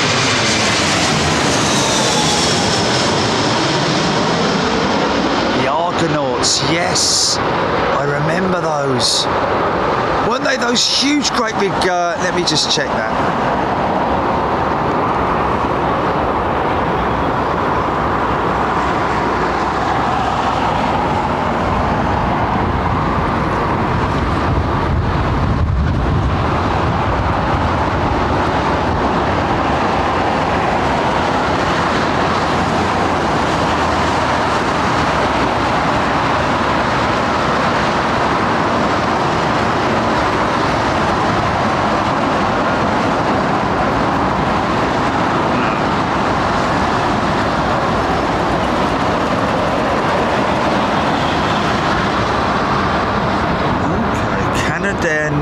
Star, I'm seeing.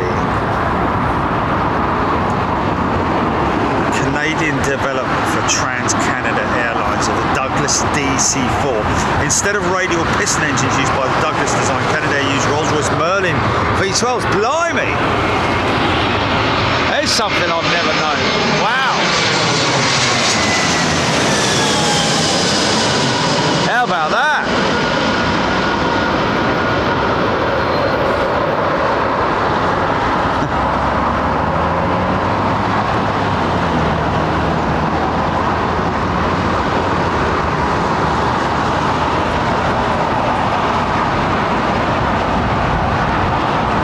Yeah, wow, that's pretty crazy. Canadair North Star. Canadair used Rolls-Royce Merlin V12 engines to achieve a higher cruising speed of 325 miles an hour compared with 227 miles per hour on the standard DC-4. Wow. Prototype flew 15th of July 1946. Here's an ATR. Here's a prop plane. Turboprop, of course. Not piston. Although I'd love it to be.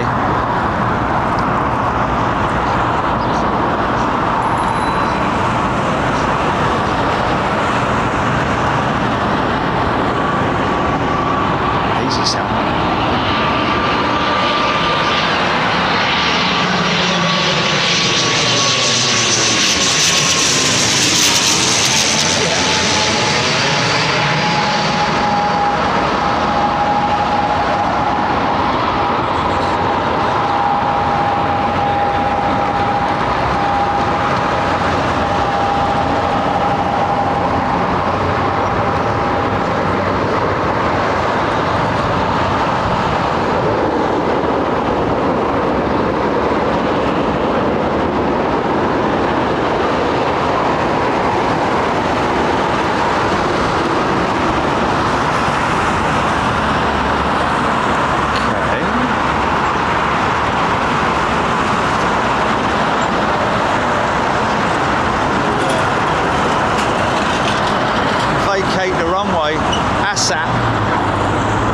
He's off.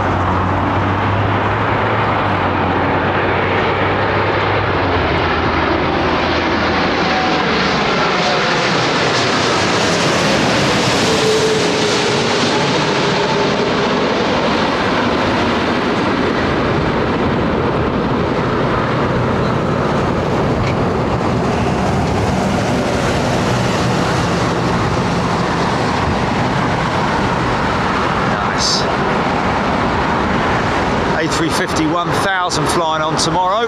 Be a first for me. No, it won't. What's all about? With Etihad, yeah, been on it plenty of times. God's sake. Wow, he pushed back ages ago.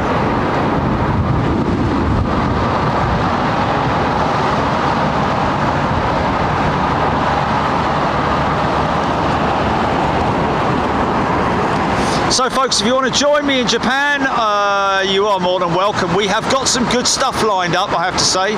Thanks again to Russ and his wife Nat, who are getting involved. Really appreciate their help. It's always wonderful to meet up with locals when I fly out to places, because obviously, you know, bit like Englishman in New York type setup, isn't it? I've got no clue where I'm going and all that. Although it has to be said, there are 2 main locations that we're going to. We're not visiting all the, you know, the terraces or anything like that, because they only have small holes in the fence. Nice. It's a Neo, isn't it?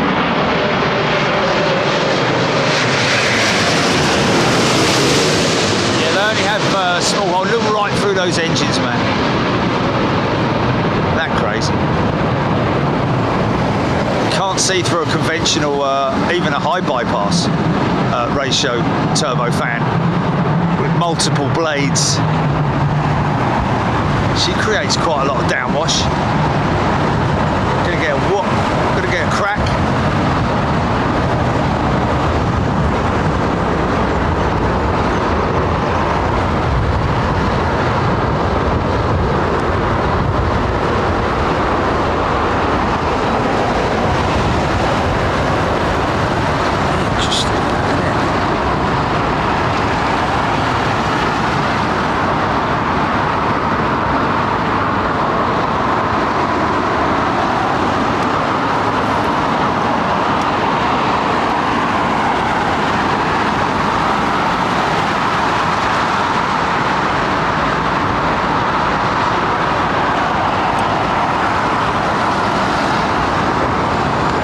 Do you want to do the just do one more mic check and just see or not, or are you sort of overdoing it?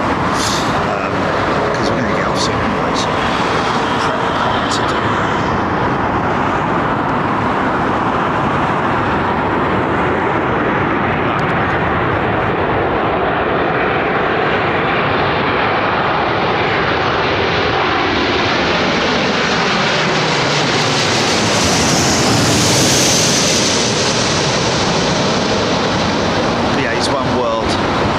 Liveried 777, the only one, of course, Boeing 747 in the past. Always loved to see them, but this is all that's left now.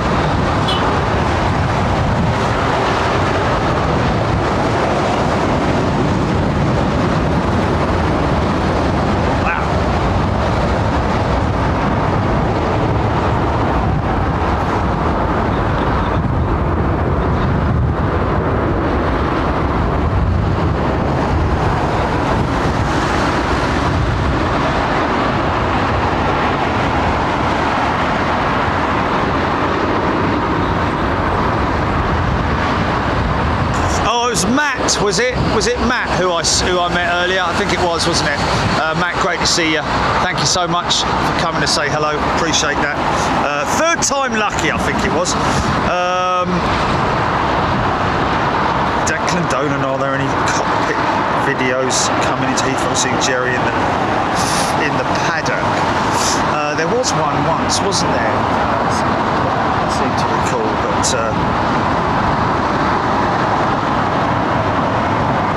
Scott. Avro Arrow, lots of lovely triples today.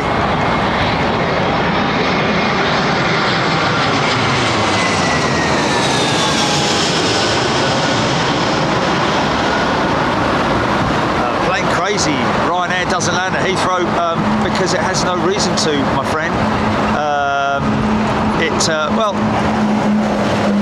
Yeah, it's too expensive for them to land, really, for a budget airline. Really, I mean, you know, we saw that with, we've seen that with the likes of Flybe and some budget airlines are actually leaving. Well, not budget airlines, but some of the major airlines are actually leaving and favouring London Gatwick, Air Mauritius being one. But right, folks, that's it. So it'll be short and sweet. Thank you. Appreciate your company. Listen. I'll get this. Don't worry. Don't worry. I will get this. I will get this.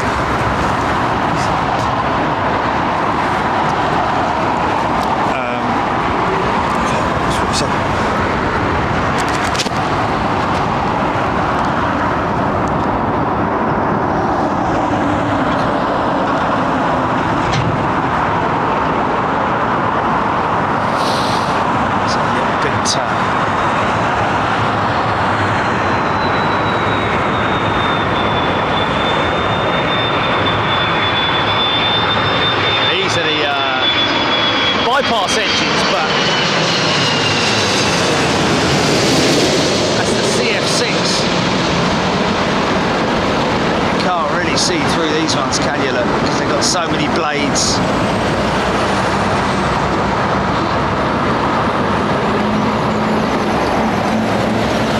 Wow, that's a long landing. What can you do, mate? What can you do?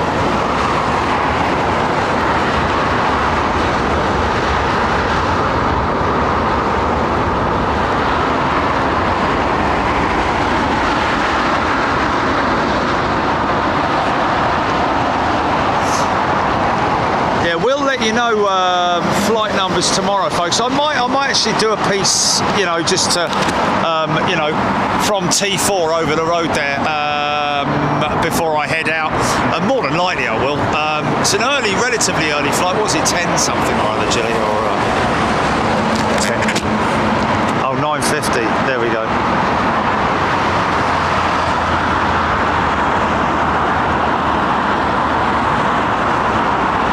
About 9:30 flying out tomorrow.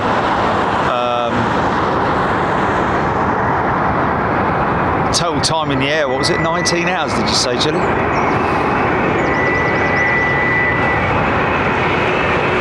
Oh, okay, 20 hours then. That'll be 20 hours, yeah.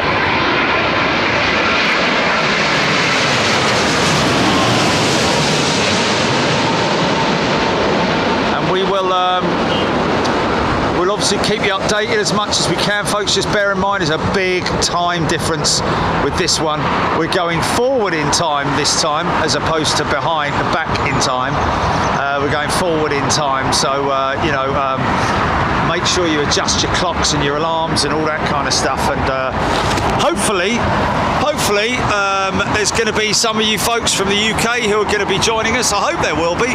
It's going to be hard going, put it that way, but I think there's going to be so much good content there, we can forget all about those hardships. So we will I'll get this last one for you and then we'll fade it out, and we look forward to seeing you in Japan, if I don't see you before, of course.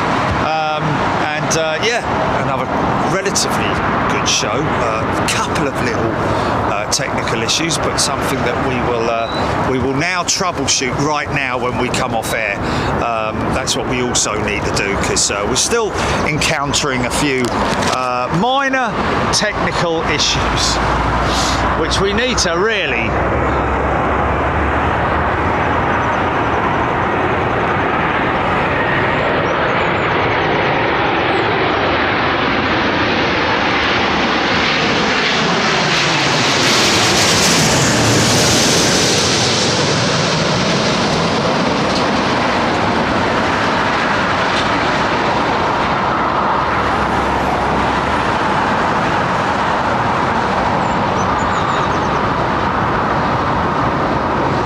folks, look after yourselves. It's been great to see you. Thank you for all those who gifted memberships.